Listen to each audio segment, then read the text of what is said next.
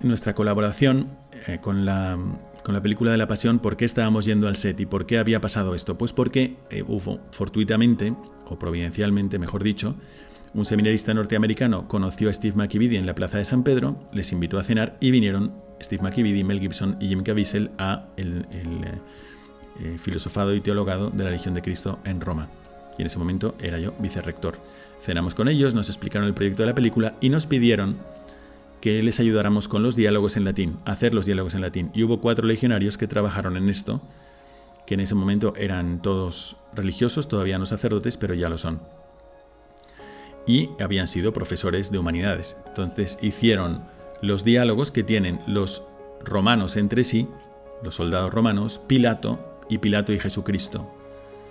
Cuando hablan entre ellos, hablan en latín. ¿Por qué hicieron esto? Pues porque estaban optando al Oscar a la mejor película extranjera. Y por ello hacen la película fuera de Estados Unidos en un idioma que no es inglés y con la mayoría de los actores que no son norteamericanos. ¿De dónde eran los actores? Pues los que yo conocí, Pilato, la Virgen María y San Juan eran rumanos. El resto, la gran mayoría, eran italianos, el Cirineo y Jesucristo eran de Estados Unidos.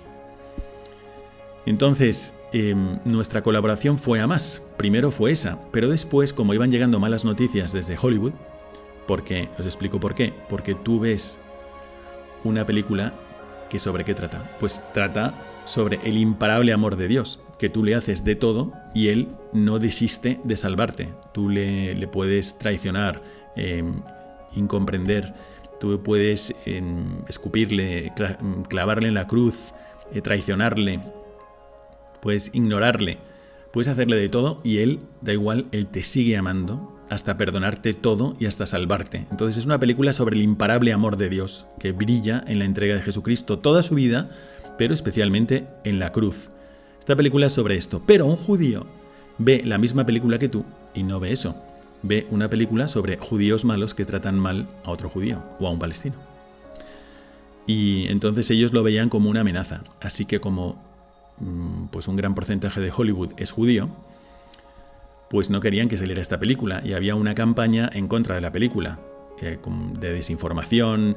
Un día aparecía clasificada R, otro día perdían al distribuidor americano, que eso es como tener un libro y que nadie quiera venderlo, ninguna librería. Y entonces Mel Gibson puso de su dinero y también puso más dinero también para la publicidad y nos pidió que le ayudáramos a crear como una aceptación de la película si nos parecía bien y después de haber visto que desde el punto de vista católico estuviese bien. Y así lo hicimos. Entonces empezamos a hacer pases de la película. Bueno, ellos venían más a casa, a veces se presentaban el Rosario Solemne, a veces venían a una misa, vinieron varias veces a cenar. Fue una relación cada vez más estrecha. Y nos dieron 3 copias de la película. Una para pasarla en Roma y crear ambiente entre líderes de opinión religiosos, por ejemplo, sacerdotes, religiosas, obispos, cardenales y pues seminaristas. Todo el mundo, Roma es muy cosmopolita, entonces si hacíamos un pase para 400 religiosas, había de todo el mundo ahí que están estudiando en Roma, o para seminaristas o sacerdotes o obispos, etc. Era muy bonito, la gente salía realmente impactada, reflexionando, le había preparado para la Semana Santa, entonces todo el mundo la empezó a recomendar.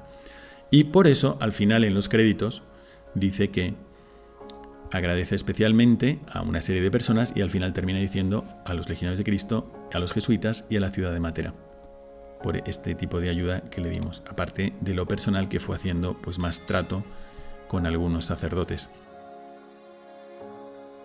Seguramente no sabes que en La Pasión, cuando Jim Caviezel terminaba de grabar sus escenas, incluso cuando estaba totalmente maquillado después de haber sido flagelado, entonces aparentaba como si estuviese completamente flagelado, pues él terminaba siempre las grabaciones poniéndose de rodillas y rezando el rosario. Jim Caviezel es una persona muy intensa, le pude conocer cuando grabaron la película de La Pasión en el 2004 en Roma, y os voy a contar un poco cómo era. En ese momento él estaba calvo, es decir, le cortaban el pelo desde aquí hacia adelante porque tenían que ponerle diversos cabellos según estaba grabando. Entonces le ponían como más esponjado cuando estaba recordando cómo Jesucristo predicaba las bienaventuranzas, o le ponían el cabello húmedo y pegado cuando pues le habían flagelado o le estaban insultando, le escupían, etc. Cuando venía a casa, pues venía con una cachucha, pero a veces le veías cómo estaba rapado. ¿Cómo estaba viviendo él esto de la pasión? Pues muy intensamente. Yo recuerdo que cuando vino a cenar, él estuvo dándole la mano a los seminaristas, a los legionarios, y les animaba y les decía, ¡adelante! Cuando grabaron la última cena, él quería que al menos en el reflejo de sus ojos tú pudieras ver a Jesucristo. Así que pidió que hubiese delante de él un sacerdote con la custodia y con el Santísimo, para que así se reflejara en sus ojos. Cuando veas en la última cena, cuando Juan está recordando en el Calvario las escenas de la última cena, va a aparecer Jesucristo diciendo, yo soy el camino, la verdad y la vida. En esa escena es cuando tenía el Santísimo con un sacerdote delante para que tú vieras a Cristo en sus ojos.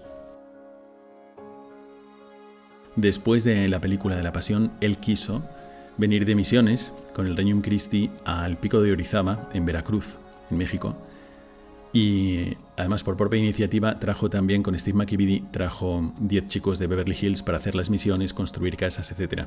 Es una persona entregada. Y además, unos 3 o 4 años después, apareció en nuestra casa de espiritualidad de Nápoles para traer a la persona que había construido su casa, que es buenísima persona, era más joven que él, se hicieron muy amigos, pero era ateo. Entonces Jim Caviezel quiso presentarle a los seminaristas para que tuviera esa experiencia de trato con gente de Dios. Y a mitad de la merienda cena, recuerdo que estábamos tomando unas pizzas que habíamos hecho en el horno de pizzas, y él se levantó y quiso dar su testimonio de lo que había sido para él grabar la película, como pues tratando de representar a Jesucristo, y lo quiso hacer delante de su amigo para acercarlo un poco más a Dios. Es una persona pues espiritual, profunda, intensa, y estaba viviendo su papel completamente. Además, cuando hicieron la flagelación, cuando empezaron a grabar la flagelación, él tenía delante un espejo y recibía los golpes realmente. Detrás tenía como una especie de tabla que absorbía los golpes y él fingía el dolor. Pero en una de estas se les fue, salió uno de los flagelos y le pegó aquí en el costado y dio un grito tremendo y tuvieron que parar el rodaje unos 2-3 días. Y el moratón que tuvo lo tomaron de modelo para el maquillaje. Habían hecho un estudio para replicar en el maquillaje de Jesús flagelado y crucificado todas las heridas de la sábana santa, pero resulta que eran demasiadas. Así que, en realidad, aunque tiene muy mala fama la película porque hubo una prensa muy mala, al menos en España, diciendo que qué vas a hacer en el cine, que por qué vas a ir a ver una tortura, etcétera, pues en realidad es menos de lo que realmente sufrió Jesucristo, para que lo tengas en cuenta cuando vivas esta Semana Santa, cuando vivas la Pasión. La escena de Herodes fue otro de los hitos en los que pude estar presente. Era un rodaje normal, desgraciadamente no estuve presente todo el rodaje, pero sí fui a algunas escenas, y en la escena de Herodes pude hablar con el actor que hace de Herodes. Os digo cómo fue. Cuando llegué ya habían grabado por lo menos una vez la escena y estaban a punto de repetirla. Yo llegué, Mel Gibson estaba de espaldas, tenía unas pantallas, y detrás de las pantallas estaba la corte de Herodes. Justo cuando llegué, estaba saliendo, de detrás de las pantallas estaba saliendo Jim Caviezel, Jesús, perfectamente caracterizado, como yo no lo había visto nunca, tan bien caracterizado, me sorprendió muchísimo, me impactó. Solamente tenía en ese momento el golpe, maquillaje del golpe que le había dado el soldado cuando le dijo, así respondes al sumo sacerdote, y le dijo esto a Mel Gibson, le dijo, ¿así? Y Mel Gibson le dijo, sí, así. Y le preguntó Jim Caviezel, ¿pero no quieres que diga nada? Y Mel Gibson dijo, es que no puedes decir nada, porque Dios no habla con el superficial. Esto me impactó mucho y nos metieron dentro de la corte de Herodes, estábamos en el centro de la sala, viendo cómo se grababa alrededor de nosotros, y las cámaras orientadas donde no se nos veía, pero estábamos dentro. Y efectivamente, Herodes le hacía muchas preguntas, a mí me interesó el personaje de Herodes, y quería saber yo de qué nacionalidad era. Así que hablé con él después de la escena. Le presentan como una persona, pues como aparece en el Evangelio, una persona pues muy voluble, superficial, que sí tiene interés en las cosas religiosas, pero más que nada es para ver si ve un milagro, a ver quién es este. muy dependiente del juicio de los demás, etc. Lo describen muy bien como nos lo presenta el Evangelio, pues podría ser algo parecido a esto, ¿no? Así que primero le pregunté si era muy difícil aprender el arameo, y me dijo que nada, que era simplemente lo aprendía de memoria y ya está. Pero entonces le pregunté, ¿y qué es lo que más te llama la atención de tu personaje? Y me dijo, hombre, pues que teniendo delante a Dios, no lo reconozco. Y esta escena a mí se me clavó y me ha venido muchas veces, cada vez que he estado, por ejemplo, en adoración, o veo que hay personas que van a adoración y a lo mejor no van a adoración porque están haciendo un acto de fe o se les ha olvidado y se sienten bien, piensan en sí mismos, escuchan algo de música, pero esta escena de Herodes a mí me viene a la cabeza porque también nosotros podemos tener delante a Dios y no reconocerlo. Toda la película está basada en el Evangelio, pero hay 6 escenas que están basadas en el libro de la Amarga Pasión de Santa Catalina de Emmerich. Y son las siguientes. La primera es cuando la Santísima Virgen María está buscando a Jesús. Bueno, la primera es cuando Jesús queda colgando de las cadenas, que le dan un empujón y queda colgando de las cadenas y cae justo donde se ha escondido Judas. La segunda es cuando la Santísima Virgen María de noche va buscando, como Jesús está en un calabozo abajo y María va paseándose por un atrio y de repente como que detecta que Jesús está abajo y ella baja. En ese momento ellos habían pensado que saliera una lágrima del ojo de María, que cayera por las piedras y que llegase a Cristo y Jesús miraba, ¿no? Pero lo hicieron sin esa lágrima, como que los dos sienten su presencia y se miran. Esa es la segunda. Hay otra que es cuando Judas se siente tentado y como ejemplo de que ya no quedaba en él nada de inocencia, pues los niños le atormentan como si fuesen niños demoníacos. Eso también es de Santa Catalina de Emmerich. Y la parte donde él ya se desespera justo antes de suicidarse y hay un burro, que es un burro muerto, que es el mismo burro que les metió en el Domingo de Ramos en Jerusalén triunfantes, como que ya no queda nada de ese triunfo humano. Y Judas se desespera porque como que había apostado por ese triunfo humano y le había decepcionado Jesús. Es una interpretación posible. Luego hay otro aspecto de Catalina de Emmerich, que es cuando Gestas, es el mal ladrón, está en la cruz, no reconoce a Cristo y llega un cuervo y le pica un ojo. Eso también es de la Amarga Pasión. Y hay otra que es cuando María Magdalena ya no puede más, es justo antes de esto. María Magdalena está dudando de todo, ya no tiene fe y Dios, en atención a María Magdalena, que está sufriendo como más de lo que puede, Dios Padre hace un milagro para ella y entonces es cuando le dan la vuelta a Jesús en la cruz y parece que la cruz le va a aplastar, pero queda levitando y ella es la única que se da cuenta. Si veis la película vais a ver que el centurión mira para otro lado, que el sacerdote está viendo cómo clavan los clavos y María Magdalena, que está tumbada en el suelo, se da cuenta de que Jesús está levitando. Eso es de la Amarga Pasión, no es del Evangelio. Así que está basada en el Evangelio, pero también influye de alguna forma la Amarga Pasión de Catalina Emmerich. Hubo un momento, también en el momento de la flagelación, cuando se llevan a Jesús, queda su sangre en el suelo. Y entonces, esto también es de la Amarga Pasión, se me había olvidado decirlo, Claudia, que es la esposa de Pilato, le da a la Santísima Virgen y a María Magdalena, le da unos paños. Y con esos paños empiezan a recoger la sangre de Jesús.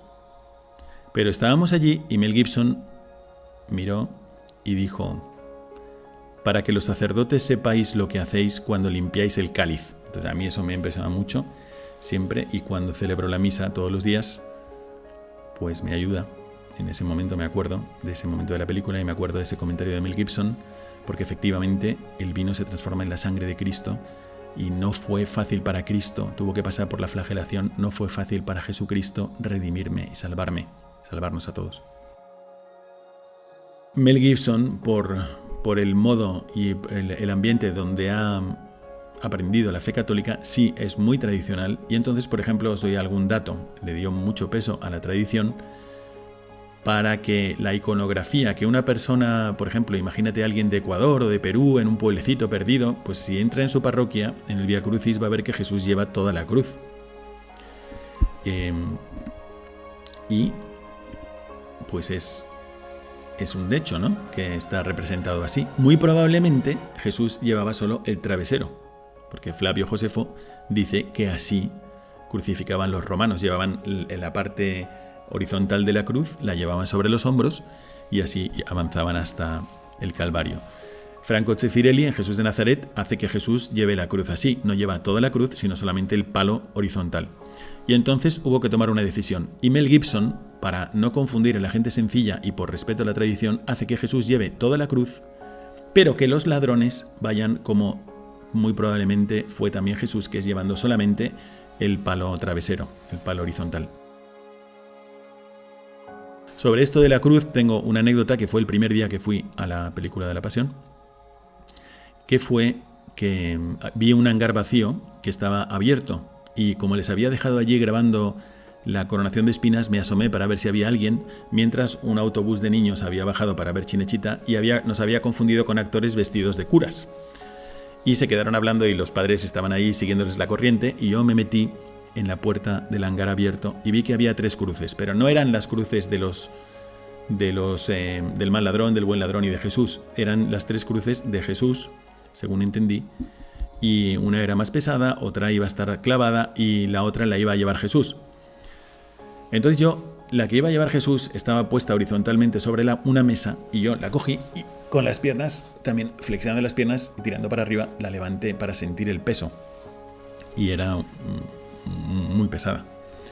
Era fácilmente más que 2 botellas de butano, ¿no? O sea que también me llevé esa sensación que tú también puedes tener si antes de un Vía Crucis levanta 2 botellas de butano o vete a hacer el Vía Crucis con 2 botellas de butano y sabrás que la entrega de Jesucristo por ti fue real. Es verdad este rumor que habéis escuchado probablemente de que Mel Gibson quería que Judas se pareciera muchísimo a Jesús y tanto así que le puso a Jesús una nariz postiza. Yo supongo que no habrá sido el único motivo, pero es el que me dijeron a mí. Y efectivamente, si tú veías a Jesús y a Judas, el que hace de Judas es un actor italiano, que además es amigo de San Pedro, y bueno, el que hace de San Pedro, y venían a misa, empezaron a venir a misa, ellos no eran practicantes, pero empezaron a venir a misa los domingos y tú veías al final de la capilla a Judas y Pedro, ahí los dos, en la misa. Bueno, ¿y por qué le ponían esta nariz postiza a Jim Caviezel? Realmente, si los ves en la oscuridad, te podrías confundir porque no son iguales, claro, pero tienen ese aire. Y Judas podría haber sido otro Cristo. Efectivamente, en el Evangelio de San Mateo dice que Judas se arrepintió y fue y dijo: he pecado entregando sangre inocente. Y los judíos le dicen: ¿a nosotros qué? Problema tuyo.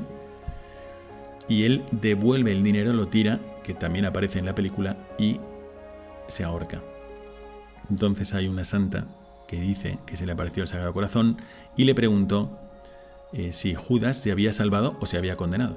Y el Sagrado Corazón le dijo: no te lo digo porque los hombres abusarían de mi misericordia. No tengo la cita de esto, pero lo he escuchado desde joven. Mel Gibson ofrece 3 claves.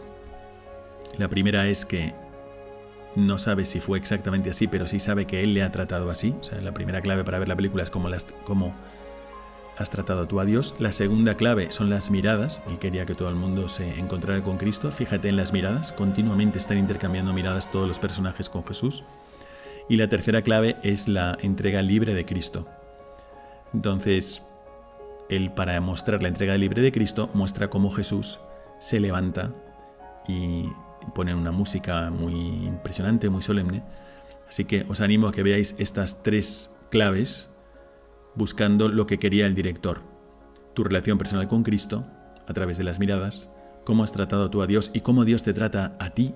Le hayas hecho lo que le hayas hecho con una misericordia increíble, grandísima, eterna, y que la entrega de Jesucristo es libre, como es libre, por ejemplo, un casamiento o como es libre un héroe que da la vida por ti. No es obligado y en el caso de Jesucristo tampoco. Por último, fijaos en el apóstol Juan y el intercambio de imágenes entre lo que recuerda Juan de la Última Cena y lo que ve en el Calvario. Os puede cambiar la forma de vivir la misa. Que tengáis una Semana Santa estupenda y que aprovechéis estas claves de la película de la Pasión para vivir a fondo vuestra relación personal con Cristo, preguntándoos: ¿qué quieres que me quede claro? habla con Cristo personalmente. Cuando veas un crucifijo, ¿qué quieres que me quede claro? No va sobre ti, y va sobre su amor imparable y su amor eterno, que nunca te va a negar. Así que ojalá que lo puedas recibir cada día más y mejor. Gracias por vuestra atención y gracias a la revista Misión.